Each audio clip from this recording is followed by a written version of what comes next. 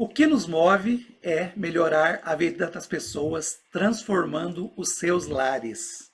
Com esta mensagem, a Móveis Província reproduz, em síntese, a razão de, após 45 anos, completados na data de hoje, 16 de novembro de 2021, ter se tornado uma das principais referências no Brasil e alta capacidade de superação e inovação.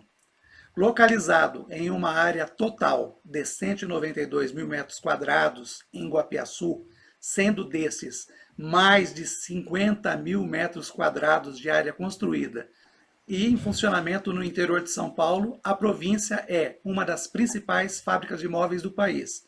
Uma empresa familiar que iniciou suas atividades na cidade de São José do Rio Preto e que evoluiu para um patamar elogiável como referência em gestão, visão empresarial e, na tão temível por muitos, sucessão. O Personalidades Setor Moveleiro de hoje resgata essa história tão bem construída durante esses anos de muito sucesso com o nosso convidado Roberto Costa. Seja muito bem-vindo, Roberto Costa. Muito obrigado, Carlos. É um prazer estar aqui com vocês. Prazer é todo nosso e, digamos assim, já tem um tempo que eu estou nessa expectativa de poder ter essa conversa contigo e creio que o momento não podia ser mais oportuno. Afinal de contas, falar de 45 anos de empresa num país com tantas variáveis e tantas surpresas a todo momento, como é o caso do Brasil, é um privilégio para poucos e eu me sinto recompensado por esse momento, né? Obrigado, obrigado. E eu gostaria de começar, então, pedindo para você explicar algumas coisas para a gente sobre o Roberto Costa, propriamente dito. Onde que você nasceu, Roberto? Eu nasci em São José do Rio Preto, onde moro até hoje. São José do Rio Preto, essa bela cidade progressista do noroeste de São Paulo, a 400 quilômetros de São Paulo, 600 quilômetros de Brasília e por aí vai. 440 de São Paulo. Quanto que deu? 440? 440 de É São dez Paulo. por cento de diferença, É faz uma grande 10% a diferença. mais. E você fez faculdade na época ou você já saiu para o trabalho e para a vida profissional? Como é que foi a tua origem? Eu fiz direito. Eu me Olha só. formei em 1983. Opção por direito, na época eu já tinha a Móveis Província, que foi fundada em 76, mas foi mais para conhecimento mesmo, e depois eu percebi que era impossível conciliar as duas coisas e optei por continuar apenas com a empresa. Imagino eu que especialmente na área de direito, que envolve tanto estudo, tanto Sim, aprofundamento de teses, né, e questões. exatamente, precisa estar sempre muito atualizado e é muito difícil conciliar uma empresa e o trabalho de advogado. Mas eu advoguei alguns meses junto com alguns amigos, no escritório de uns amigos, mas aí percebi que era impossível continuar e optei por ficar só com a fábrica.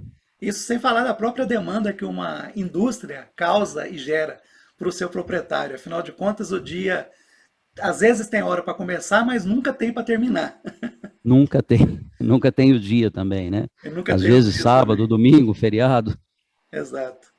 E Roberto, antes de você ser um industrial moveleiro bem-sucedido atualmente, né? Qual que era a sua atividade? Você fazia o que antes de ser moveleiro? Carlos, eu nunca fiz outra coisa na vida.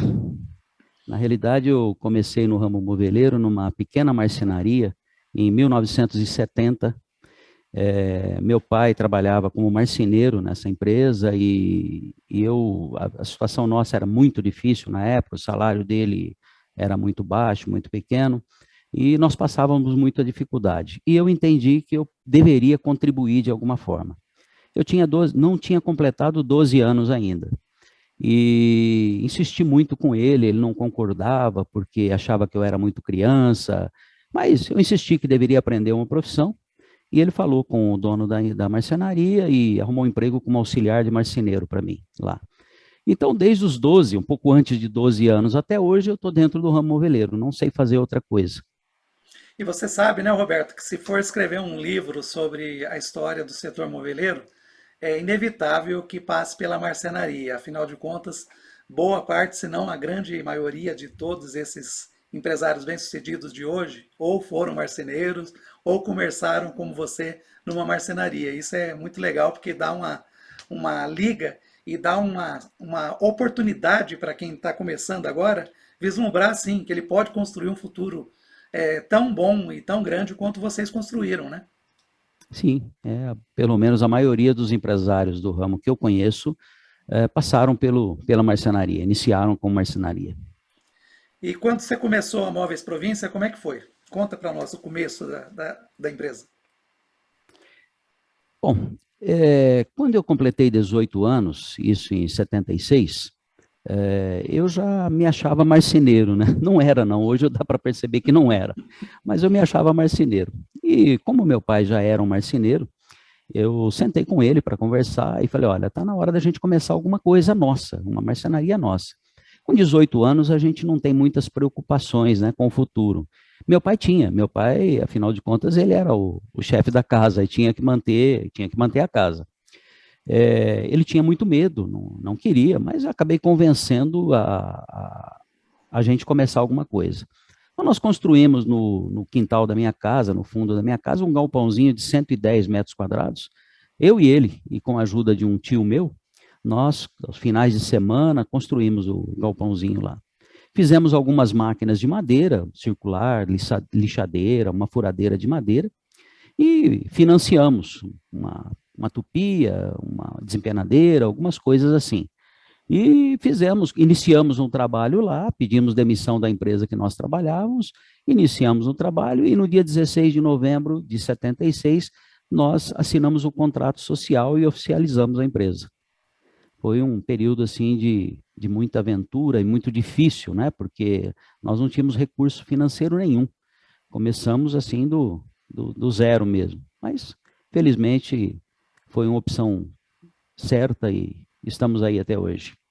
Aí, em Eu tenho uma. 1990, eu comprei a parte do meu pai e continuamos de lá para cá, eu e minha esposa. Tive um período aí com um sócio em um pequeno percentual da empresa, mas também comprei a parte dele e hoje sou eu e minha esposa. Eu tenho uma curiosidade, Roberto, assim, agora, hoje, depois de 45 anos, e de ter essa empresa tão bem posicionada como é a província, é fácil a gente falar sobre ela, contar do seu estágio, contar da sua trajetória, né? Mas quando você começou esse negócio, eu acho que vale uma visão do empreendedor. Você, quando começa um negócio, como você começou, você tem um objetivo de se tornar um dia uma grande empresa? Ou o dia é vivido um dia de cada vez? Como é que funciona a cabeça do empreendedor no início de um Na, projeto? naquela época, não. Naquela época, tudo que eu gostaria na época era ter um negócio próprio. Era o que eu gostaria. Imaginava que era possível ter uma pequena marcenaria, mas eu não conseguia vislumbrar um futuro de uma empresa, de uma indústria de móveis. Eu imaginava tocar uma marcenaria, nada mais que isso. Não passava pela minha cabeça que pudesse haver um crescimento como ocorreu, né? Interessante ouvir essa versão do empreendedor. Como que era a linha de produto quando você começou? Você fabricava o quê? Nós fabricávamos batente, porta, armário embutido, cozinha, o móvel, não diria que o planejado, o móvel sob medida, né? Que na época era um pouco diferente do que é hoje. Hoje você compra material revestido, tal. Nós não tínhamos isso na época. Era material com compensado e, enfim, todo invernizado dentro da própria empresa. Era um trabalho muito diferente do que é hoje. O trabalho de marcenaria mesmo. Isso foi até 1980, nós trabalhamos 4 anos com marcenaria. Em 1980, eu optei por começar a fazer mesa de centro, mesa de TV, que acho que foi a antecessora do rack. Mesa para TV era diferente do que você tem hoje, a porta era entalhada, os pezinhos torneados, e mesa de telefone, que também estava usando na época. E comecei a vender em lojas aqui dentro de São José do Rio Preto. E aí foi expandindo e continuamos para a linha em série e parei com marcenaria em 1980. Você disse que no começo você começou com a cara e com a coragem, né? Sem recursos Isso, financeiros. e Será com que tal. dívidas. Oi? E com dívidas. E será que A talvez cara, a maior coragem e dificuldade, dívidas. então, daquele início tivesse sido exatamente a aquisição das matérias-primas para poder trabalhar? Você acha que essa era a maior dificuldade?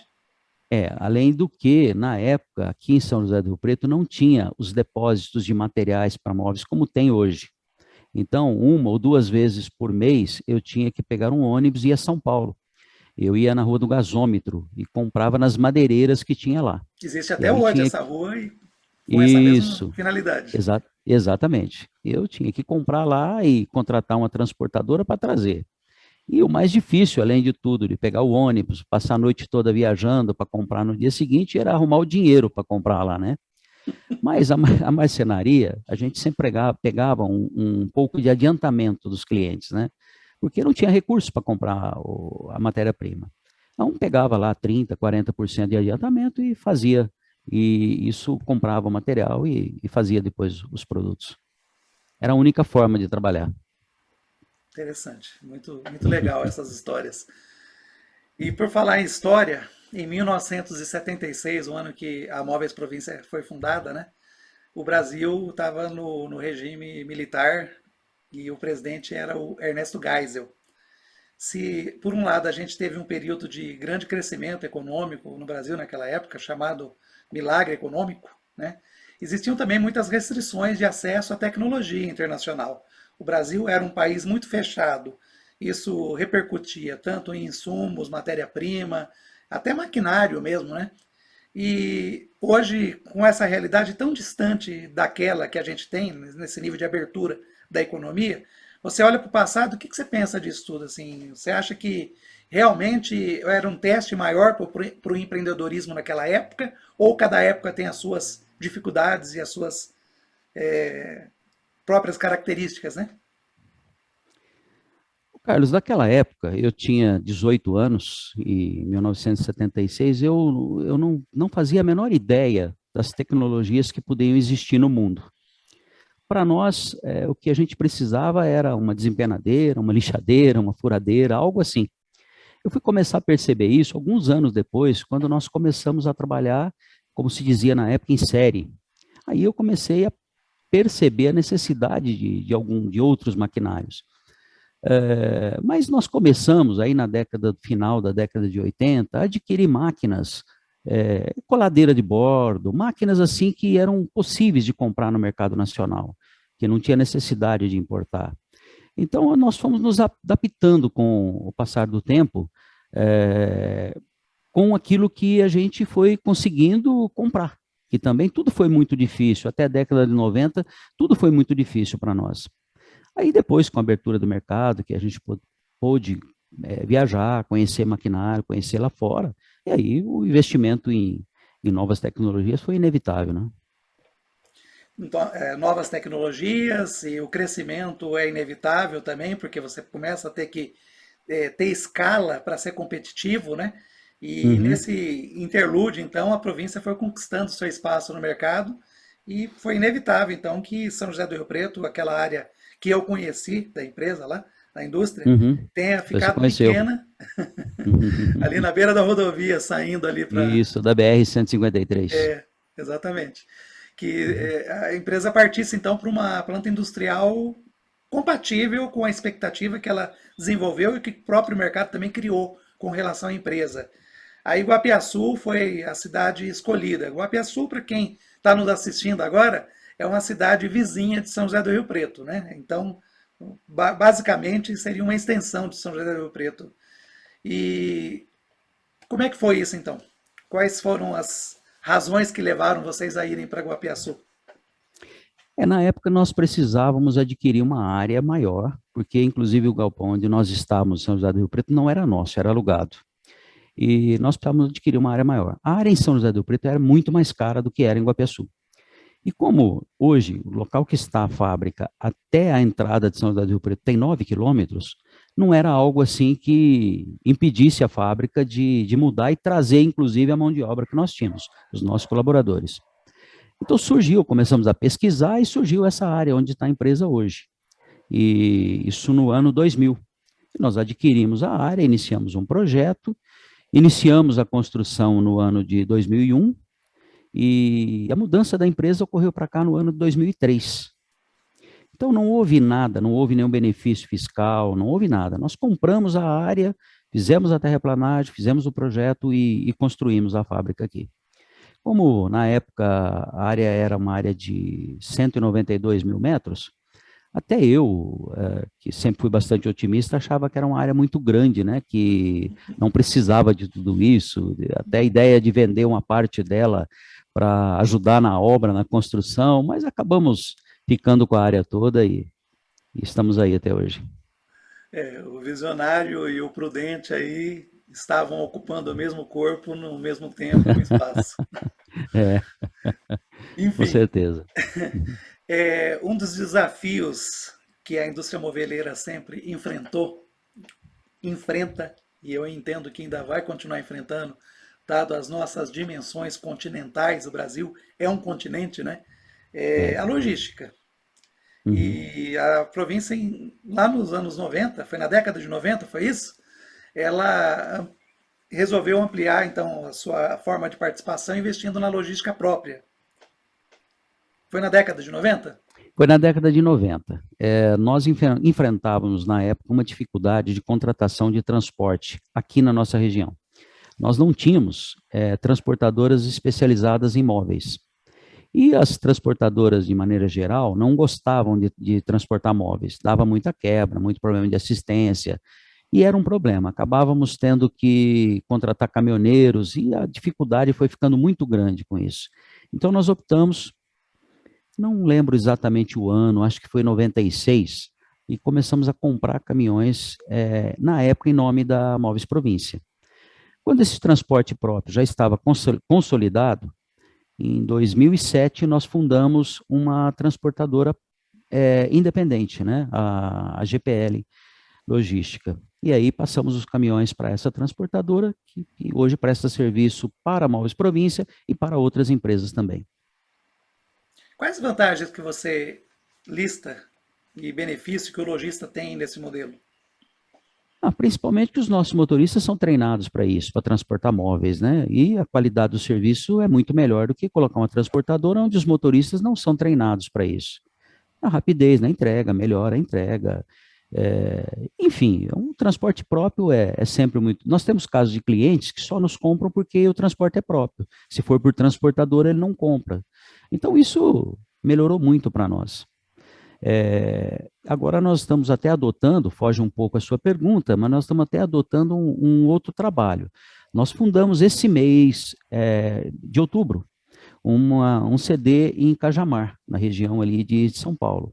Compramos vários caminhões pequenos, então nós transportamos em carretas daqui até Cajamar e a distribuição. São Paulo, Grande São Paulo, Baixada Santista, toda é feita por veículos menores e está funcionando muito bem.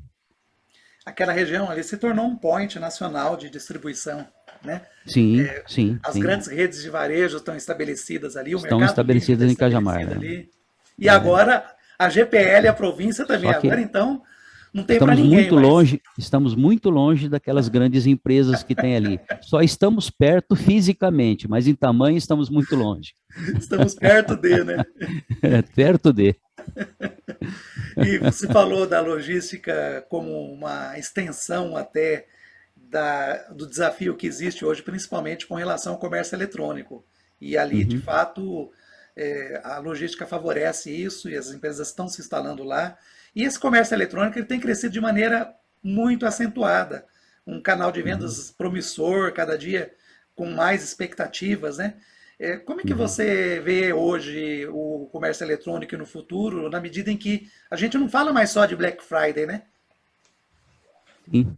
Vai além. Carlos, Carlos, eu acho que o comércio eletrônico é uma ida sem volta, né? Acho que toda indústria que tem volume de produção precisa de estar nesse canal, e a província não poderia estar de fora. Só que eu acho que vai haver, num prazo até não muito longo, um equilíbrio entre as lojas físicas e as lojas eletrônicas. Acho até que já está havendo isso. Nós, por exemplo, iniciamos alguns meses atrás, linha exclusiva para lojista, linha exclusiva para loja física, linha que não vai para a internet. Então, nós temos um volume grande na internet, mas estamos crescendo bastante também nessa linha exclusiva para lojista. Eu acho que vai conviver bem daqui para frente, lojista aliás, loja física e loja eletrônica. Você falou uma coisa muito interessante, que é o produto específico para cada canal. Até porque o Uhum, consumidor do e-commerce, do móvel pela internet, ele tem um perfil uhum, diferente do consumidor multiloja. Na com medida em certeza. que ele é geralmente um faça você mesmo, né? Ele tem É. espaços mais compactos e muitas vezes as empresas insistem em colocar o mesmo produto esperando ter o Uhum. mesmo resultado.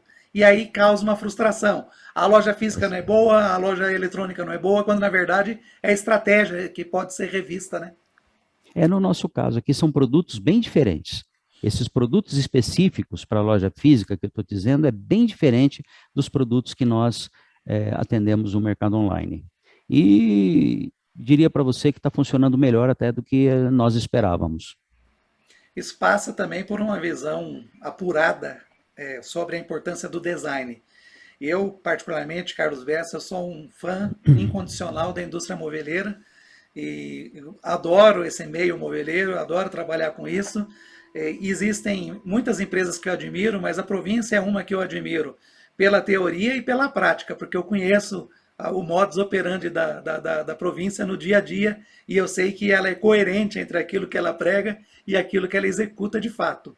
E uma dessas vertentes e uma dessas variáveis é o design. É uma empresa que está sempre à frente no trato do design, né? Qual que é a motivação e o direcionamento da província em relação a esse assunto? Da onde vem? Onde que é a inspiração? Quem que é o responsável ou os responsáveis? Olha, Carlos, os nossos produtos são desenhados por nós mesmos. Eu não tenho. Agora, recentemente, que nós contratamos um profissional, está aqui há menos de um mês com a gente. Então, os produtos desenvolvidos até agora são desenvolvidos por nós mesmos. Isso, às vezes, parte de mim, às vezes, parte do produto, o início do produto, parte do meu filho, do Fernando, que você conhece bem. É uma pessoa que lê muito, estuda muito, está muito atualizado a respeito. Às vezes, tem sugestões da minha filha. Então, Zé, a gente primeiro, a ideia surge, aí nós nos reunimos e um dá um palpite, outro dá outro palpite, vai melhorando o produto, mas de maneira que o produto é todo desenvolvido por nós mesmos aqui. Raramente tem alguma coisa que não é desenvolvimento nosso. Eu acho que isso é uma coisa que é uma marca que a gente acabou criando, né, de ter o nosso próprio desenho, e com o passar dos tempos a gente vai aprendendo cada vez mais, né? Tudo com o tempo a gente aprende. E estamos trabalhando assim. Agora, com o crescimento da empresa, a necessidade de mais velocidade no desenvolvimento de produtos, então nós começamos a contratar pessoal especializado em design. Nós contratamos uma pessoa e estamos abertos a mais contratações. Você falou nos seus filhos, né? O Fernando e a Uhum, Dani. E a província é uma empresa familiar, fundada por você, da qual participa também da gestão a dona Elza, né? Os uhum. filhos. E, sem dúvida nenhuma, um grande desafio para a indústria moveleira está no processo de sucessão. Porque não é só uma questão de competência e de qualificação. Muitas vezes os filhos simplesmente não querem. Não Eles querem. querem escolher os seus próprios caminhos, os seus próprios rumos, né? Uhum. E aí não, aí tá, a família toda está dentro da empresa e isso é muito legal de ver, né? E existe um projeto, um plano em andamento ou isso é um processo natural que está sendo desenvolvido e construído ao longo dos anos? Carlos, quando os meus filhos estavam por volta de 14 ou 15 anos, eu conversei com eles e falei, olha, eu acho melhor vocês começarem na empresa, vão aprendendo, e com o tempo vocês façam as faculdades que entenderem necessárias e sigam a vida de vocês. Mas, com certeza, quando vocês se formarem, vocês já terão uma bagagem, já terão uma experiência comercial. E eles vieram para cá, por volta aí, acho que meu filho com 14, minha filha acho que com 15 anos, vieram para cá. Hoje minha filha faz agora, o mês que vem, 38 anos, então já tem 23 anos de empresa, meu filho 21, 22 anos de empresa, e acabaram, meu filho fez direito, minha filha fez psicologia e tal, mas não quiseram seguir carreira, quiseram continuar na empresa. Aí uma decisão deles, se apaixonaram pela empresa e aqui estão até hoje. É, eu acho que não seria bom se fosse alguma coisa forçada, mas isso não aconteceu. Isso é uma decisão, são apaixonados pela empresa e eu acho que está indo muito bem. Eu acho que essa sucessão nossa, ela está quase completa. Acredito que hoje qualquer um dos dois assumiria a direção geral da empresa com tranquilidade.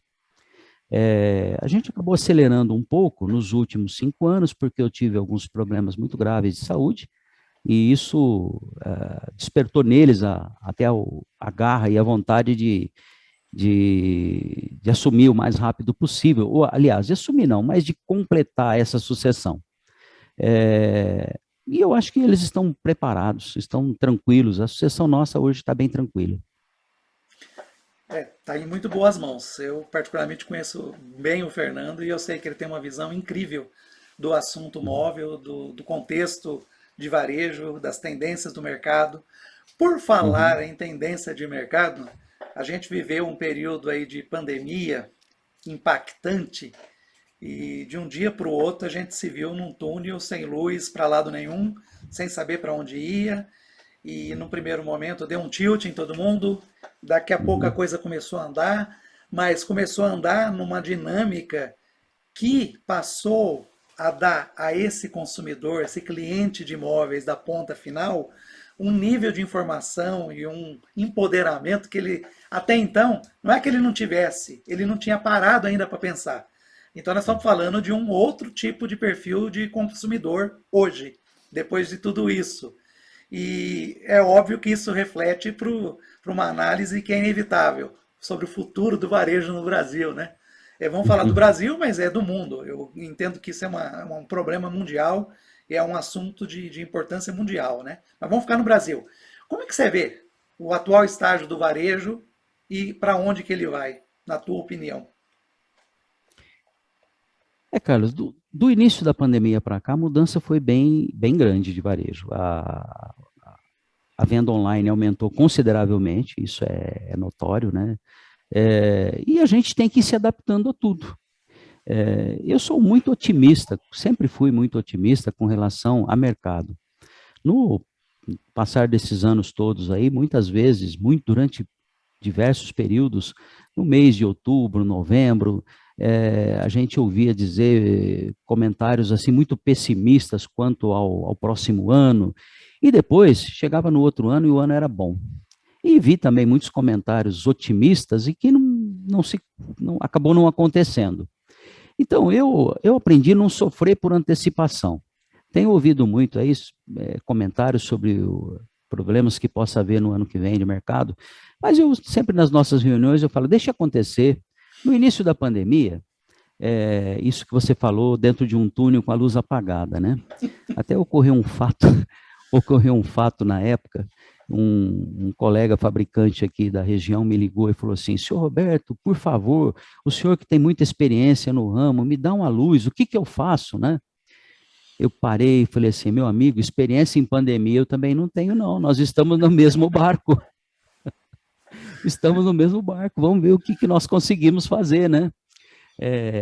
Mas eu acho que eu realmente também fiquei muito preocupado na época. Falei, acabou o mercado, o que, que vai acontecer? As pessoas vão perder o emprego e tal.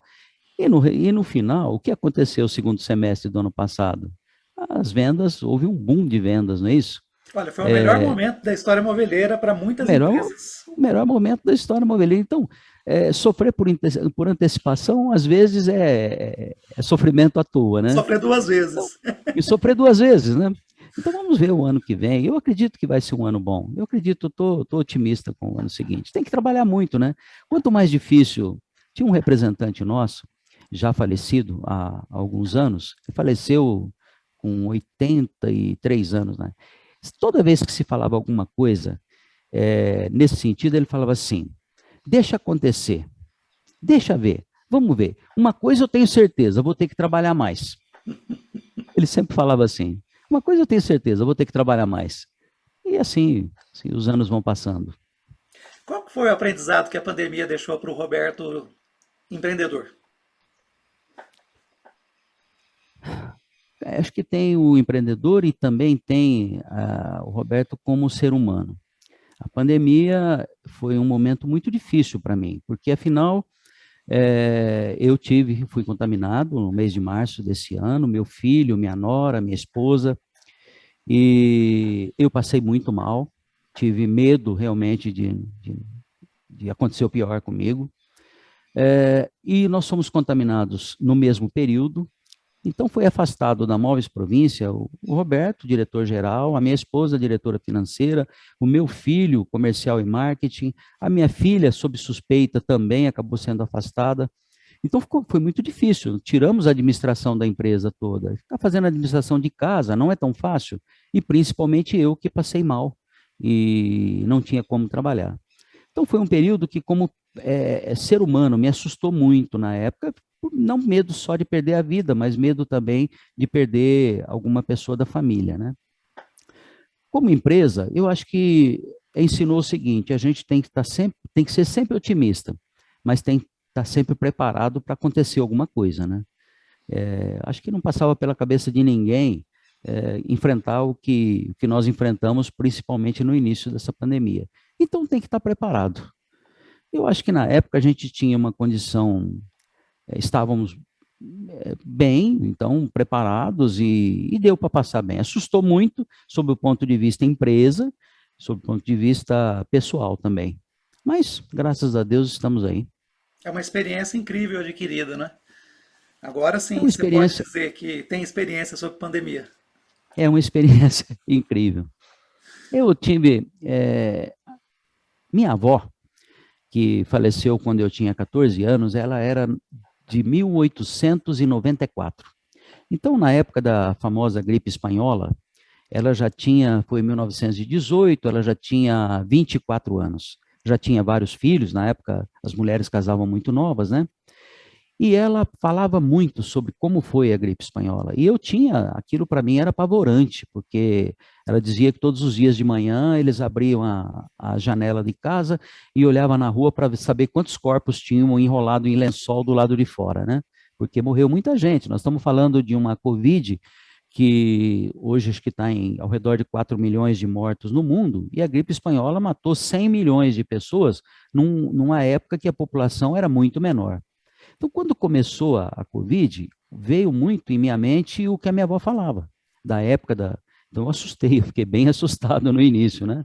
Mas estamos aí passando e adquirindo mais uma experiência, né? É isso aí, mais uma. Mais uma. Me diga uma coisa, 2021 sobre 2020, quantos por cento a província cresceu? Carlos, com os pedidos que nós já temos em carteira e com as previsões de produção até o final do ano, nós devemos crescer ao redor de 20% do faturamento sobre 2020. Produção ou valor? Valor, valor. Em 2022, qual que é a projeção de crescimento sobre 2021? Nós fechamos recentemente o nosso orçamento para 2022 e nós projetamos um crescimento de entre 20% e 25%. Porque nós fizemos muitos investimentos, né, nos últimos 2 anos, que estão inclusive sendo concluídos agora, construção de novo galpão e tal. Então nós estamos com a projeção aí de crescer pelo menos 20% também. Muito bem. Bom, esse quadro aqui é o Personalidade do Setor Moveleiro, e aqui a gente tem o objetivo de traçar uma ligação entre o empresário responsável pela empresa, né, e a pessoa, porque nós entendemos que por trás de uma empresa de sucesso existe uma pessoa com CPF, e essa pessoa CPF tem o lado humano também para discutir e debater com a gente e para a gente aprender um pouco com ele, né? E Uhum. a gente sabe, né, que as empresas acabam sendo a expressão real dos seus gestores e dos seus fundadores. Então vamos falar um pouco do Roberto Costa pessoa, pode ser? Vamos? Como a gente já falou aqui, então, a sua esposa, Dona Elza, também participa da administração, né, com seus filhos. E é uma pergunta que não tem como fugir dela. vocês quando saem da empresa, trancam a empresa, vão para casa, vocês conseguem separar os assuntos? A gente tenta, Carlos, mas é difícil. Principalmente ela sendo a diretora financeira. Quando eu faço algum investimento que ela não concorda, a dura começa na empresa e termina em casa, viu? Eu estou jantando e ela brava. Por que você foi fazer isso? Então é difícil. Mas a gente convive muito bem. A Elza assumiu o financeiro e o administrativo da empresa logo depois que nós nos casamos. E isso já faz quase 40 anos. E isso foi fundamental para a província na época. Ela trabalhava numa outra empresa, na área comercial, e eu pedi que ela saísse e viesse para cá para ajudar na época. A nossa empresa era muito pequena, tinha muita dificuldade em todos os sentidos, e ela saiu e veio para cá. Assumiu de imediato o financeiro e ajudava na parte administrativa também. Ela tinha formação em contabilidade, então isso ajudou bastante. Eu diria para você que passamos aí diversas fases financeiras muito difíceis, principalmente na década de 90. E sem a presença, sem o trabalho dela aqui, certamente a província não existiria hoje. Ela foi fundamental naquela época. Eu me dedicava mais à área comercial e à produção também, e ela segurava o rojão aí, como pode-se dizer. Então, foi fundamental. Meus filhos vieram aí há 20 e poucos anos, como eu comentei agora há pouco, e aí complementou. Eu tenho o meu genro que trabalha aqui também, na empresa, faz a área de TI. Então, eu acho que a presença da família aqui é fundamental. Mas separar as coisas, a gente se esforça muito para isso. Combina de não tocar em assunto de empresa quando está em casa, mas sempre acaba escapando alguma coisa. Imagina uma ceia de Natal. Mas enfim, vamos em frente, né? Não, aí a gente não deixa misturar, não. Roberto, você tem hábito de leitura? Olha, eu leio muito sobre. Eu sou um pouco preguiçoso para ler livros, tá? Um pouco não, acho que eu sou muito preguiçoso. Mas Você eu não pode gosto fazer como um ex-presidente nosso fez, tirar uma foto de um livro de ponta cabeça, né? de ponta cabeça, Dizendo que aí não estava lendo. posso Isso você não. não pode. Mas eu procuro me atualizar muito sobre matérias jornalísticas, eu gosto muito, leio, vejo muita coisa a respeito. Agora, eu sou um pouco preguiçoso, eu demoro meses para ler um livro. Demoro meses para ler um livro. Agora mesmo estou lendo um livro chamado O Poder da China, de Sugestivo. Hã? É o sugestivo o nome Se do eu não livro. me engano, o autor é Ricardo Jeromel. Acho que o primeiro nome dele é Ricardo mesmo. Eu recomendo, viu? É muito bom o livro. Muito bom. Mas estou terminando de ler ainda, acho que já faz uns 2 meses que eu comecei. Diga o nome de uma ou mais personalidade do setor moveleiro que você admira. Carlos, eu acho que tem tanta gente boa no setor Tem. moveleiro. E fora isso, está vindo uma safra aí de sucessores muito boa. Sempre falo para meus filhos, olha, o setor moveleiro no Brasil, pelo menos vários que eu conheço, jovens, filhos aí de fundadores de empresa, muito bons. Eu prefiro não citar nomes, porque eu poderia deixar gente muito boa para trás. E se eu for comparar hoje as pessoas que estão administrando as empresas hoje, com pessoas do início, da época que comecei a província, que eram sem desprestígio nenhum, porque eu era marceneiro, mas que a gente não tinha conhecimento nenhum, que a vida nos obrigou a aprender nesse período, o pessoal que está hoje no ramo moveleiro, na sua grande maioria, é muito bom. Eu prefiro não citar nomes, porque eu deixaria muita gente boa para trás. Eu vou facilitar as coisas para você então. E fora do setor moveleiro, quem que te inspira? Você sabe que hoje a maioria dos grandes empresários mundiais estão ligados às empresas digitais. E eu pouco entendo disso. Então, eu não saberia te dizer. Não. No passado, eu lia tudo que eu conseguia ler sobre Antônio Hermílio de Moraes. Me inspirava muito. Também. Você também. O Também. lado empresarial dele, o lado filantrópico dele, era uma pessoa que me inspirava muito. Infelizmente já faleceu, né? Mas sempre procurei vê-lo como, embora quem sou eu próximo dele, né? Mas procurava tê-lo como referência. Sem dúvida, foi uma das grandes referências que esse país deixou. Existem outras também tão Sim, sim, importantes quanto, mas ele marcou uma época, marcou uma era, marcou. de fato. Agora, 45 anos depois, é fácil olhar para trás e ver os acertos, né? Ver aquilo que poderia ter sido diferente. O que que você faria de novo hoje, olhando para trás?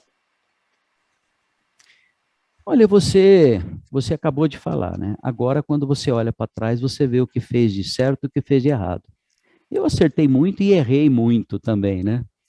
Só que acho que tudo aquilo que a gente faz, faz com a melhor das intenções, faz pensando em acertar.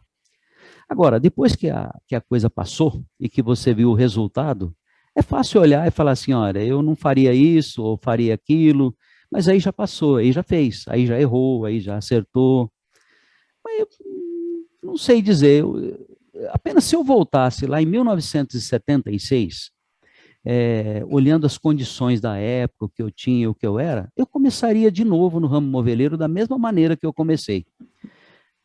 A minha família vai dizer que eu sou masoquista, mas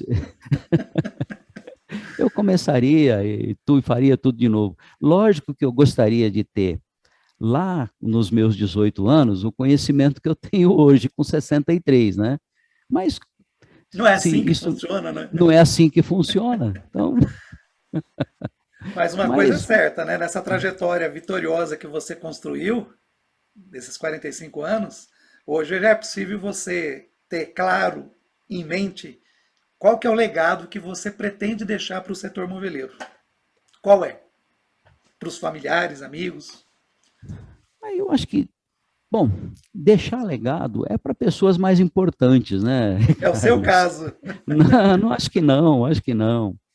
Mas se eu conseguir deixar alguma coisa que sirva de exemplo para o setor moveleiro, acho que talvez não tenha feito nada até hoje nesse sentido, mas se eu conseguir deixar alguma coisa e que possa melhorar o trabalho de alguém, já estaria muito bom.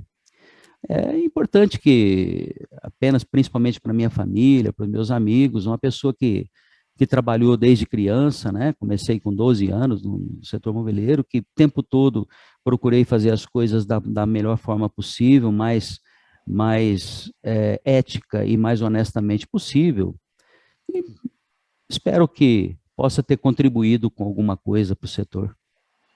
Com certeza contribuiu. Nós temos um amigo comum aí da cidade de Mirassol, São José do Rio Preto, que Hum, teve uma importância muito grande dentro do setor e outros também já faleceram, já não estão mais conosco, né? Mas quando a gente olha para ele, é inevitável que a gente trace uma relação de legado, né? Estou falando do Luiz Henrique Dalu, né? E ele não acordava e não dormia todo dia pensando em como que ele ia deixar um legado. Ele simplesmente construiu e pronto. E é meio assim que acontece mesmo, né? uhum. Grande amigo, grande amigo. Enfim, Eu, é, Um dia, logo depois do falecimento dele, ainda brinquei com o irmão dele, que você também conhece. conheço bem também. Disse, é, ainda disse para ele: seu irmão faltou um compromisso comigo. Nós tínhamos combinado de fazer um carneiro aqui na minha propriedade, aqui em frente à fábrica, e a gente acabou desmarcando umas 2 ou 3 vezes por questão de agenda, principalmente dele. E aí, uma semana, menos de uma semana antes do falecimento dele, estivemos juntos, estivemos conversando, e aí combinamos para, não a próxima semana, na outra, porque naquela semana que ele faleceu, tinha a feira em São Paulo. Falou: voltando da feira, vamos fazer. E o carneiro já estava no freezer e, infelizmente, não deu tempo. Mas perdemos uma grande referência. E deixou um legado, e você também E deixa, deixou um vai legado. deixar. E foi uma Uhum. satisfação muito grande ter convivido com você também mais de perto, mais próximo, e Muito conseguir obrigado. avaliar a Obrigado. diferença que muitas vezes existe entre o rótulo e o conteúdo, né? Eu posso assegurar que o rótulo e o conteúdo são a mesma coisa, né? No assunto província. Será? Estamos chegando no final, Roberto, do nosso programa Personalidade do Setor Moveleiro. E eu quero agradecer a sua presença e deixar aberto para você fazer as suas considerações finais Algo que você queira dizer que eu não perguntei ou que queira aprofundar. Eu é quem agradeço o convite, a oportunidade de estar aqui com vocês. Acho que a empresa hoje, na realidade, a associação está bem encaminhada, é, meus filhos estão indo muito bem, a empresa hoje é uma família, não é só empresa familiar, a empresa é uma família, eu dependo do conjunto todo, família, para que a empresa continue caminhando como está. E só tenho a agradecer os amigos, a família, a você por essa oportunidade e parabenizar você pelo trabalho que tem feito nesse portal. Muito obrigado. Então é isso, gente. Você que nos assistiu até agora, eu peço que continue nos honrando com a sua audiência nos próximos programas, inscrevendo-se nesse canal e ajudando a divulgar esse trabalho que visa promover, valorizar e dar uma perspectiva mais estratégica e de melhor futuro para o setor moveleiro. Essa é a nossa contribuição. Muito obrigado a todos e até o nosso próximo programa. Obrigado.